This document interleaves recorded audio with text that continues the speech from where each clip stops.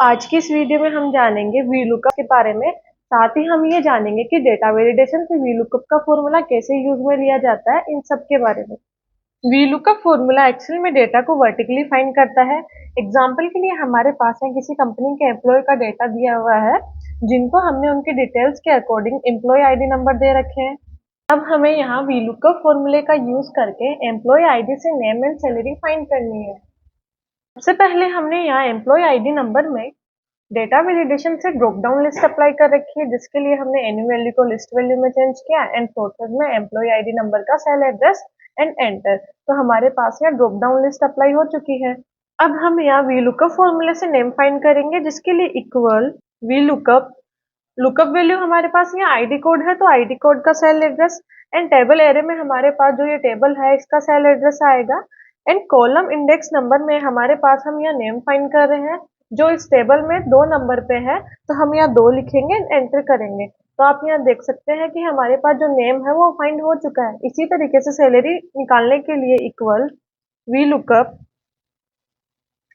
Value ID code and then table का cell address and जो हमारे पास सैलरी वाला कॉलम है वो इस टेबल में 4 नंबर कॉलम पे है, तो हम यहाँ 4 लिखेंगे, एंटर करेंगे। तो आप यहाँ देख सकते हैं कि हमारे पास जो आईडी कोड से नेम एंड सैलरी फाइंड हो चुकी है।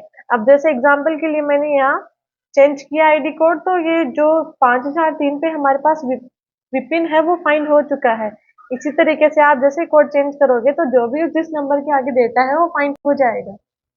सेकेंड एग्जाम्पल में हम यहाँ डेटा को मैन्युअली टाइप नहीं करके फॉर्मूले से सेट करेंगे। एग्जाम्पल के लिए जैसे मेरे को यहाँ स्टूडेंट नेम लिखना है, बट फॉर्मूले में क्या करेंगे, हम इक्वल लगाएंगे एंड जो स्टूडेंट नेम वाला कॉलम है उसका सेल एड्रेस क्या है, G10 है, तो G10 होने के बाद एंटर करेंगे तो हमारे पास यहाँ स्टूडेंट नेम आ जाएगा।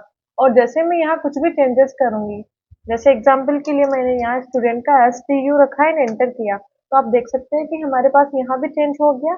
इसी तरीके से मेरे को यहाँ आगे ये चाहिए, ऐड चाहिए, तो एड्रेस के लिए उसका सेल एड्रेस एंड एंटर। इसी तरीके से test 1, test 2, test 3 and test 4 and test 5, इन सबका मैं डेटा फॉर्मूले से यहाँ सेट करूंगी।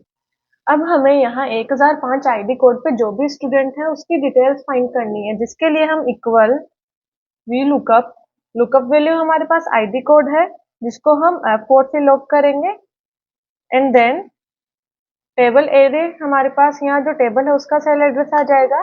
कॉलम इंडेक्स नंबर मतलब हमारे पास जो भी स्टूडेंट है, हम यहाँ स्टूडेंट का नेम फाइंड कर रहे हैं, तो स्टूडेंट नेम जो है हमारे पास टेबल में 2 नंबर कॉलम पे है, तो 2 लिखेंगे एंड एंटर करेंगे। आगे एड्रेस निकालने के लिए हम सेम वीलुकअप फॉर्मूले का यूज करेंगे, जिसके लिए इक्वल लुकअप वैल्यू हमारे पास वही आईडी कोड है एंड देन टेबल का सेल एड्रेस आ गया and column index number. Address हमारे पास इस टेबल में 3 नंबर पे है, तो हम 3 टाइप करेंगे एंड एंटर करेंगे, तो हमारे पास दिनेश का एड्रेस भी आ गया। सेम इसी तरीके से test 1, test 2 and test 3 and last test 5 तक हम वीलुकअप फॉर्मूले का यूज करके इस डेटा को निकालेंगे। अब आप यहाँ देख सकते हैं कि वीलुकअप फॉर्मूले के यूज से हमारे पास जो भी दिनेश की डिटेल्स थी वो आ चुकी है।